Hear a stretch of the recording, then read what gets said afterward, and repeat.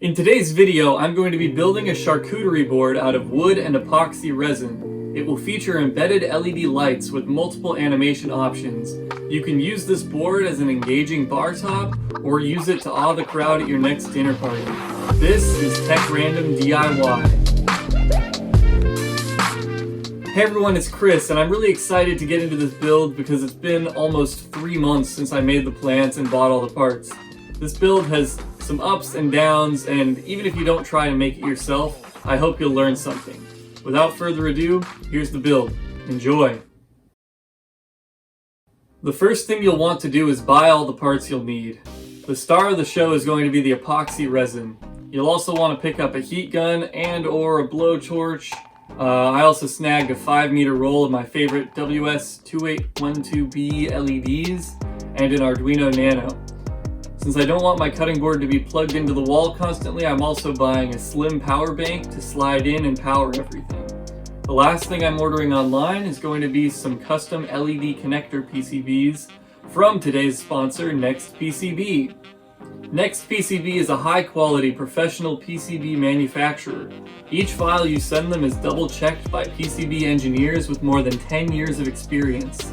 They also handle the whole process, including prototype, manufacturing, assembly, testing, and final shipment. I ordered a bunch of these easy LED strip connectors I designed for projects just like this, and they arrived in 3 days. Use the links in the description to get $5 off your first order. With everything ordered online, I'm going to head to the hardware store to get the wood I need.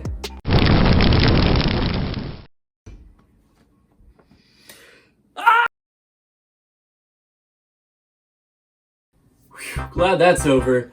The only wood you'll need for this build is an 8-foot 1x2 and a 2-foot by 4-foot sheet of 1/4-inch plywood. The plywood is going to be cut into two 19 by 21 inch boards. The 1x2 will need to be cut into 5 pieces of the following lengths: 2 19-inch pieces, 1 21-inch piece, and 1 16-inch piece. All except the 16-inch piece will be cut at a 45-degree angle to form the outside edge of the cutting board. The 1x2 boards are glued down in the following pattern, and I cut a hole in the other 19 by 21 inch plywood piece to match. At this point, I realized this is kind of big and heavy for a charcuterie board. If you're wondering why I made it this big, it's because it was originally meant to sit on top of a mini fridge as a mock bar top. At this point in the process, you'll probably have to start school or something, I don't know. But this didn't get touched for another 2 months, so yeah. Anyways, that brings us to today, and I guess it's time to pour that resin! But first, I better watch some tutorials and make sure I don't screw this up. Wow, that would be embarrassing. So it turns out you aren't supposed to fill a void this big with tabletop resin. The workaround is to pour thin layers and wait a couple of hours for it to get tacky before applying another layer. Pouring a second layer too soon could result in cracking, and pouring it too late could prevent the layers from binding together. In an effort to make this less painful, I decided to scrap the top piece of plywood so that I could fill the void in just 2 layers. Normally, I would just go out and buy the correct resin instead of trying to make this work, but I don't have the time or money for that right now. Also, I've never done a resin pour before, and now I'm even more worried going into it. Luckily, I still haven't done the electronics, so I can procrastinate a little longer.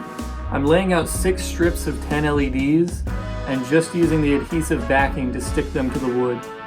I'm going to stick the ends of each strip to the start of the next strip using the PCBs I mentioned earlier. Then I'll just have to add a little solder to each pad, and the LEDs are working. The code I'm using is just a modified version of the Fast LED color palette example. You can find it on my GitHub linked in the description. I'll also have to sand out a notch for the wire to pass from the resin side to the electronics side. Now it's time for the dreaded epoxy pour. I'm going to start by getting all my supplies ready. Then I'm mixing a small batch to see how well this works. I'm leaving the first layer clear, but I'll be adding some white pigment to the next layer to give it an opaque color. This first layer was tiny, so let's step it up a notch. With the full first layer poured, I'm going to use a heat gun to get it evenly spread, and then hit it with a blowtorch to get any bubbles out. Now I have to let this sit for 2 hours before I add the next layer. Here's some stuff you can do while you wait. Edit your YouTube video. Watch a movie. Become the greatest gamer of all time. Are you kidding me? Get lost in virtual reality. Eat because you're bored. Eat because you're stressed. Have an existential crisis because you haven't done anything meaningful in weeks and nothing seems to motivate you anymore and you don't want to. Oh, there's the timer. Now let's apply the second layer. This time I mixed in some white pigment to get an opaque finish. This is where things took another turn. Despite adding almost half the bottle of white pigment, the result was just this milky clear color. I wanted the top to be coated in acrylic as well to give it a smooth, even finish that looked clean while off and popped when you turned the lights on. Since that was out of the picture, I started brainstorming new ways to finish this almost ruined project. On top of that, the surface ended up having some imperfections and it didn't dry completely flush with the wood like I hoped it would. The LEDs will still work, so that's some good news. I definitely have to cover the epoxy surface, which is sad because it was the whole point of this project. I'll worry about that later though. For now, I'm going to finish the electronics. For testing, I've been plugging the power bank into the Arduino Nano via the USB port and powering the LEDs from the 5-volt pin. To take advantage of the full 2.1 amps this power bank can provide, I'm going to solder a USB power cable directly to the V-in and ground pins of the Arduino. I'm also adding a button for controlling the state of the LEDs, so it doesn't just cycle on its own like my last project. To do this, just connect a resistor to one leg of the button, then a wire to each legs of the button on the same side. The resistor will connect to ground, the wire on the same leg as the resistor will go to data, and then the last wire will go to 5 volts. Since this project didn't quite feel DIY enough, I decided to hot glue the electronics in place rather than design a proper enclosure. Now that the electronics are done, it's time to fix the finish as best as I can. I wanted to find a sheet of frosted acrylic to cover the top, but I couldn't find one that would get here fast enough. So I decided to run to the hardware store and get some thin white wallpaper. I had no idea if this would work, so I just laid it out over the top, and it's a little underwhelming, but you can still see the lights, so it'll have to do.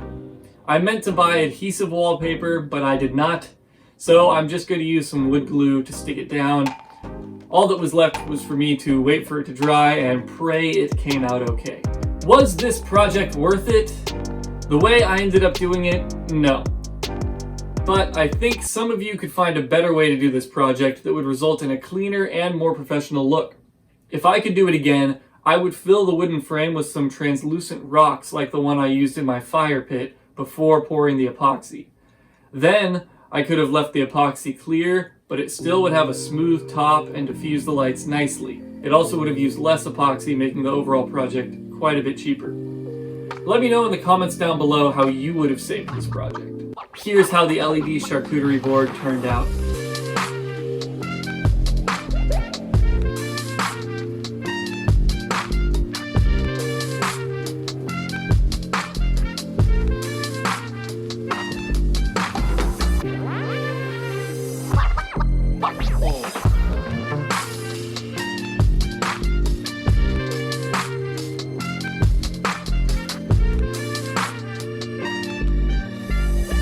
I wanted to thank each and every one of you for supporting me and this channel. If you like what you see, I encourage you to try and build any of the projects in my videos. Leave a comment if you get stuck and I'll help you the best I can. I've gotten in contact with some of you over email to work out some bigger problems as well. I also wanted to let you guys know that I have the interactive LED wall V2 officially in progress, and this time it's going to be modular. If you want to buy my old one, leave your bids in the comments as well, and I might actually sell it. Who knows? Once again, thanks for watching. I'll see you in the next one.